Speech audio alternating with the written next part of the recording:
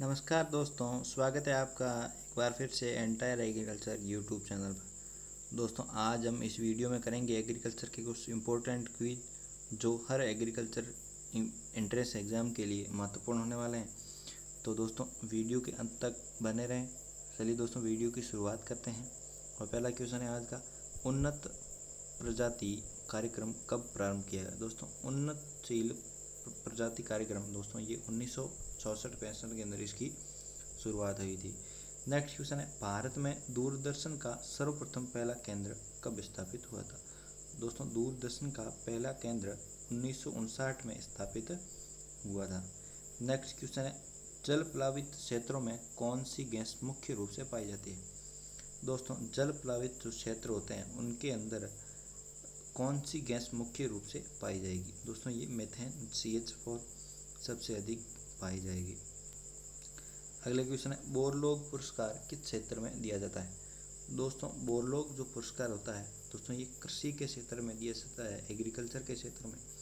दोस्तों, Norman E Borlaug कौन थे? दोस्तों, बोरलॉग कौन थे? नॉर्मन ई बोरलॉग जो विश्व हरित क्रांति के पिता माने जाते हैं, नॉर्मन ई बोरलॉग।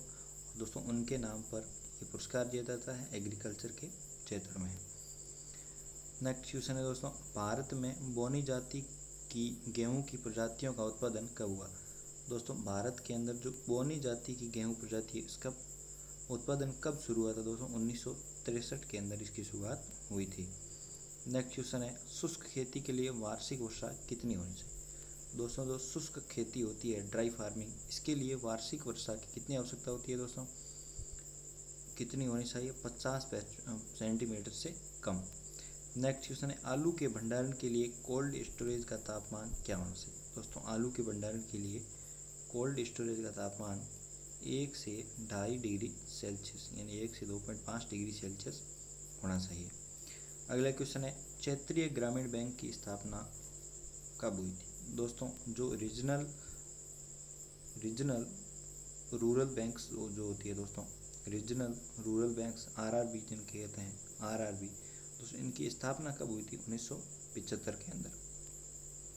अगला क्वेश्चन है दोस्तों, रेफ्रिजरेटर में कितने तापमान पर वीर्य का भंडारण किया जाता है?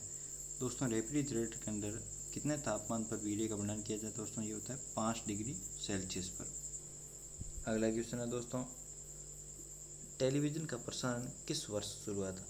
दोस्तों, टेलीविज़न का प्रसारण है वो 1957 में शुरू हुआ था। अगला क्वेश्चन है, सामुदायिक विकास कार्यक्रम किस वर्ष प्रारंभ हुआ था? दोस्तों, सामुदायिक विकास कार्यक्रम जो है वो किस वर्ष प्रारंभ हुआ था? 1952 के अंदर इसकी शुरुआत हुई थी। अगला क्वेश्चन है, डॉक्टर नॉर्मन ई बोरलॉग को किसके लिए नोबेल पुरस्कार से सम्मानित किया गया है? दोस्तों, अमन एवं शांति के लिए। दोस्तों, नॉर्मन ई बोरलॉग को शांति का पुरस्कार जो है वो नोबेल पुरस्कार वो क्यों दिया गया था? दोस्तों, अमन एवं शांति के लिए दिया गया था। जल में सबसे अधिक जहरीला प्रदूषक कौन सा होता है? दोस्तों, जल में सबसे जहरीला पदार्थ कौन सा पाया जाता है? आर्सेनिक पाया जाता है। अगले क्वेश्चन है, किस राज्य में सर्वाधिक पोटास उर्वरक का प्रयोग होता है? दोस्तों, पोटास उर्वरक सर्वाधिक महाराष्ट्र के अंदर प्रयुक्त होता है। अगला क्वेश्चन है, बोर्डेक्स मिश्रण किसके द्वारा विकसित किया गया है? दोस्तों, बोर्डेक्स मिश्रण है इसकी दोस्तों खोज किसके द्वारा विकसित हुआ? मिलारडेट के द्वारा विकसित किया गया है।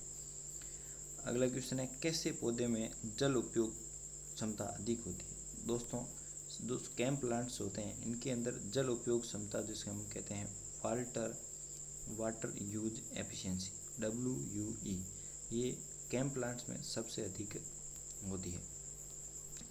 अगला क्वेश्चन है, टर्निंग एंड विजिट दोस्तों T&V कहते हैं। टर्निंग एंड विजिट जो प्रणाली है वो प्रथम बार किस राज्य में शुरू हुई थी? दोस्तों, ये राजस्थान के अंदर T&V सिस्टम शुरू हुआ था।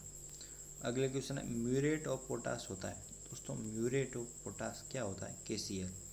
तो पोटेशियम जो क्लोराइड होती है, पोटेशियम क्लोराइड, ये दोस्तों इसको म्यूरेट ऑफ पोटास भी कहते हैं। अगला क्वेश्चन है, हिमीकृत वीर्य रखा जाता है दोस्तों हिमीकृत जो वीर्य होता है उसको द्रव नाइट्रोजन के अंदर दोस्तों -196 डिग्री सेल्सियस के अंदर रखा जाता है। अगला क्वेश्चन दोस्तों, वृद्धि हार्मोन के रूप में प्रयुक्त होने वाला शाकनाशी है। दोस्तों वृद्धि हार्मोन के रूप में प्रयुक्त होने वाला कौन सा हर्बिसाइड है? दोस्तों यह है 2,4-D।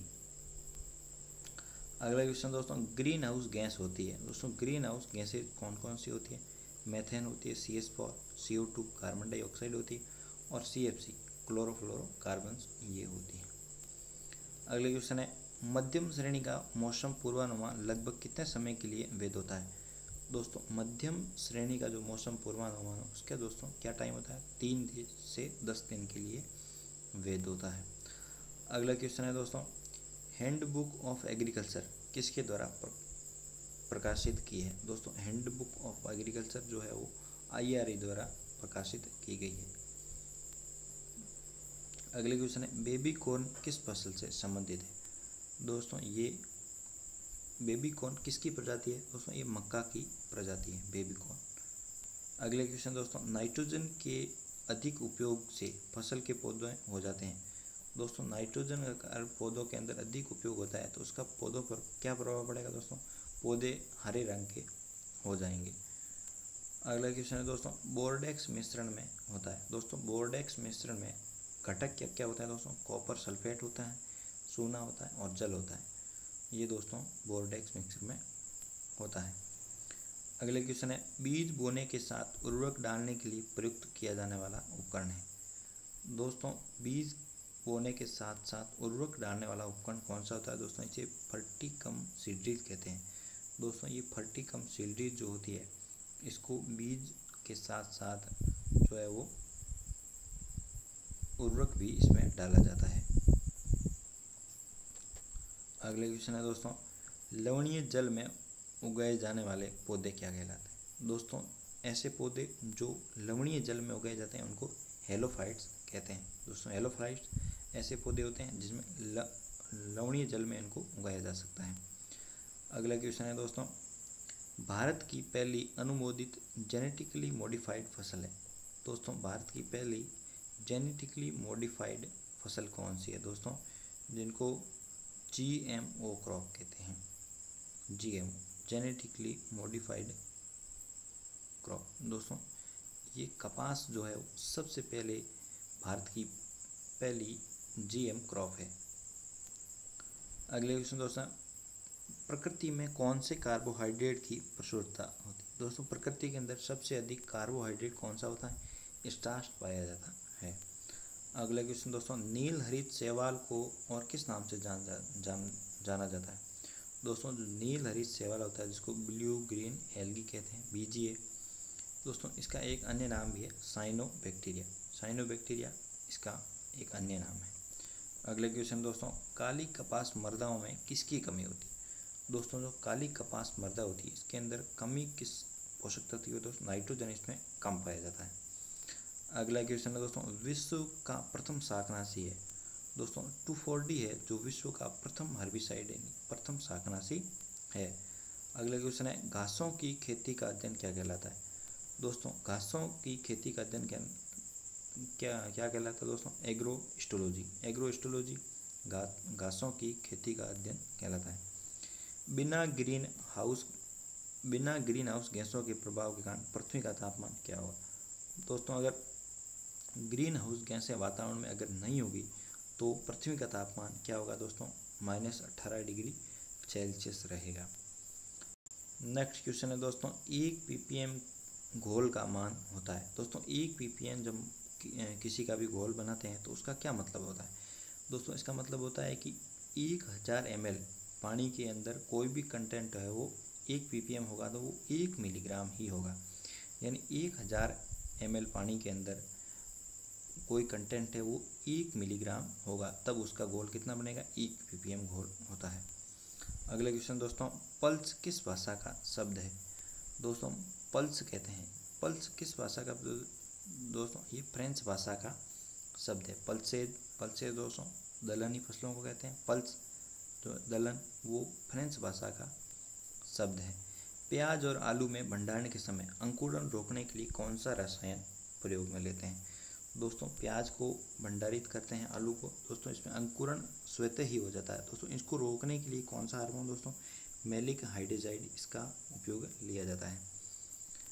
अगला क्वेश्चन दोस्तों, इथेफॉन का व्यापारिक नाम क्या है? दोस्तों जो इथेफॉन होती है दोस्तों ये मार्केट में किस नाम से अवेलेबल होती है? इथरेल। दोस्तों लिक्विड फॉर्म के अंदर होती है इथरेल, इसको इथेफॉन इसमें कंटेंट होता है। अगला क्वेश्चन दोस्तों, टिलेज किस भाषा का शब्द है? दोस्तों टिलेज किस भाषा का शब्द है? Anglo Saxon. एंग्लो सैक्सन दोस्तों ये टिलेज की लैंग्वेज है, टिलेज इस भाषा का शब्द है। दोस्तों ये थे एग्रीकल्चर के इम्पोर्टेंट क्विज़। इसी तरह की क्विज़ के लिए दोस्तों हमारे चैनल को सब्सक्राइब जरूर करें। वीडियो को पूरा देखने के लिए आपका बहुत बहुत धन्यवाद। Thank you.